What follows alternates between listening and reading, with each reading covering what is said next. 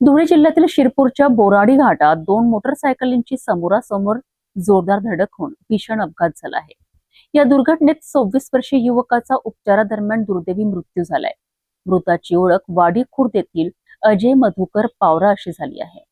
शिरपूरच्या बोराडी घाटात झालेल्या या भीषण अपघाताने परिसरात हळहळ व्यक्त होत आहे। मिळालेल्या माहितीनुसार अजय मधुकर पावरा हे वाडी खुर्द येथून बोराडीकडे मोटरसायकलवरनं जात होते।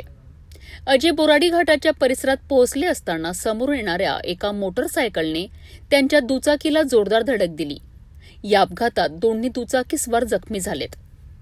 अपघातानंतर जखमींना तातडीने उपचारासाठी रुग्णालयात दाखल करण्यात आले, मात्र उपचार सुरू असतानाच अजय पावरा यांची प्रकृती गंभीर झाली आणि त्यांचा दुर्दैवी मृत्यू झाला।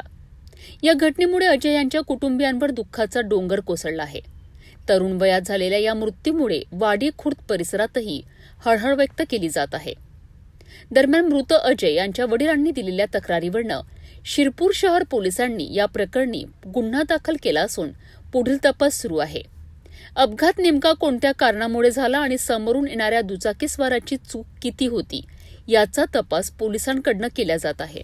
शिरपूरच्या बोराडी घाटात झालेल्या या अपघातात एका तरुणाचा दुर्दैवी मृत्यू झाला आहे। या अपघाताची सखोल चौकशी करून दोषींवर योग्य ती कारवाई करण्याची मागणी होत आहे। या प्रकरणाचा पुढील तपास शिरपूर शहर पोलीस करीत आहेत।